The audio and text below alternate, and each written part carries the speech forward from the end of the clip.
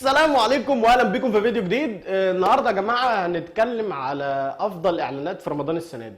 بما اننا قطعنا في كل الاعلانات اللي كانت سئيله وكانت كده يعني، فاحنا كان لازم نتكلم عن الايجابيات والاعلانات الكويسه. فاحنا هنبدا من رقم 3 لرقم 1، يعني من الاسوأ للافضل، بس هم الثلاثه يعتبروا افضل اعلانات في رمضان يعني. الاعلان رقم 3 هو اعلان لسه نازل من يومين تقريبا، وهو اعلان محمد رمضان مع شركة طارق نور، اعلان لاتصالات. الاعلان بمنتهى البساطة كان طالع فيه كل الشخصيات اللي عملها محمد رمضان في مسيرته حتى الان، الالماني والاسطورة وعبد موتة وقلب الاسد ومين تاني، كل الشخصيات يعني اللي عملها، واللي هو بتاع لما كان عامل صعيدي ده واسمه ايه اخر ديك في مصر. يعني كل الشخصيات اللي عملها كانت طالعه بتكلم بعض في حوار درامي كده، يعني كله بيتمحور حوالين، حلوه بيتمحور دي، تحس ان انا فاهم كده، كله بيتمحور حوالين مميزات شركه اتصالات والكروت اتصالات ومش عارف ايه والانترنت ومش عارف ايه، وفي الاخر بيرقصوا على اسمه ايه بتاع عبد السلام تقريبا. مبدئيا هو بس في نقطه نقد واحده بالنسبه لي، بعيدا عن ان انا بحب محمد رمضان ولا لا، بس النقطه الوحيده اللي مش عاجباني في الاعلان كله حوار اللي ما بين الشخصيات. حاسس انه كان ممكن يبقى احسن من كده بكتير بكتير، فهو حوار مش قد كده يعني. بس الاعلان في مجمله اعلان كويس ومعمول باحترافيه وبشكل كويس جدا. الاعلان رقم 2 انا خليته رقم 2 لان الاعلان لسه ما اتعملش اصلا، فمش هنقدر نقيمه، وهو اعلان بيبسي اللي انا متوقع انه هيعمل حاجه مختلفه السنه دي.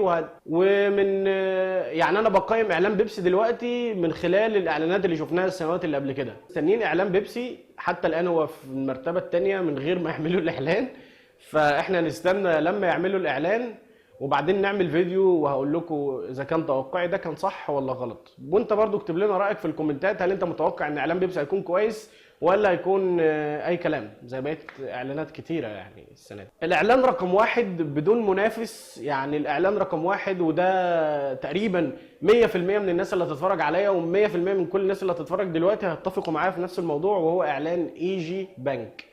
الاعلان ده تحفه يا جماعه، اللي يتفرج على الاعلان ده وما يضحكش يبقى مش طبيعي. هقول لك ايه ايجابيات الاعلان وليه الاعلان ده يستحق ان هو يكون افضل اعلان السنه دي. مبدئيا الاعلان مرتبط جدا بينا كلنا كمصريين، جايب مواقف بتحصل معانا كلنا في الحياه، احنا كشباب مواقف بتحصل معانا كلنا حرفيا. وفكره السلوجن اللي قالوها في الاخر اللي هو انت محدش عامل لك حساب احنا عملنا لك بنك، جامده جدا. هي محدش عامل لك حساب مقسومه نصين، محدش عامل لك حساب ان انت اي كلام، ومحدش بيعمل لك حساب في البنوك. يعني البنوك معظم البنوك ما بيعملوش فيزا كارد ما بيعملوش فيز للشباب، ما بيعملوش فيزا، ما بيعملوش حساب، فاهم ازاي؟ هي دي الفكره. فبقول لك محدش بيعمل لك حساب احنا عملنا لك بنك. فالسلوجان عبقري، فكره الاعلان نفسه عبقري، اختيار الاسره اللي بتمثل اختيار عبقري، لان كلهم فعلا شبه كتير قوي من المصريين، وشبه اسر كتير كلنا كده نفس غالبا ولد وبنت وام واب يعني. الاختيار عبقري، والمواقف اللي اختاروها مواقف فعلا عظيمه. والواد اللي بيمثل يا جماعه، الولد اللي بيمثل ده هيموتني ابن اللذين. وحاجه كمان المزيكا اللي حاطينها في الاخر بتاع لن اعيش في جلباب ابي، مسخره السنين حقيقي يا جماعه، والله العظيم اعلان يستحق ان هو يكون رقم 1. الاعلان بقى العبقري، بقى العبقريه كلها في هذا الاعلان، اعلان العصير، وهو الاعلان اللي دمر الدنيا بصراحه في السوشيال ميديا. واقفين عند واحد بتاع عصير، فالاب طبعا قائد القطيع بيقول لبتاع العصير هتشربوا ايه؟ انا هشرب مانجا. كلهم مانجا مانجا مانجا مانجا. وانت هتشرب ايه؟ انا هشرب عصير قصب. قصب ايه اللي هنشربه؟ 5 مانجا. وهو عنده حساسيه من المانجا، وابوه مش عارف اصلا. فعلا انت محدش عامل لك حساب ولا حد عارف ان انت عايش اصلا يعني. ف محمد انزل يرمي الزباله.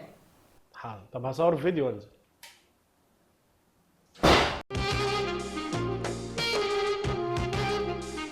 فعلا الاعلان ده يستحق ان هو يكون افضل اعلان السنه دي. حتى نشوف لحد اخر رمضان في اعلانات لسه بتنزل. عندك اعلان بيبسي لسه نازل، لسه هينزل. عندك اعلان محمد رمضان لسه نازل من يومين. لحد ما نشوف الدنيا فيها ايه. بس حتى الان افضل اعلان السنه دي هو اعلان اي جي بنك. لو انت متفق معايا في الترتيب اللي انا عملته قول لنا في الكومنت، ولو انت مش متفق معايا برضه قول لنا رايك في الكومنتات، رايك اكيد يحترم. وما تنساش السبسكرايب والشير واللايك. وهو ده كان فيديو النهارده، واشوفكم مره تانية. وما تنسوش ان احنا بنخافش. ويلا بينا يلا بينا، السلام عليكم.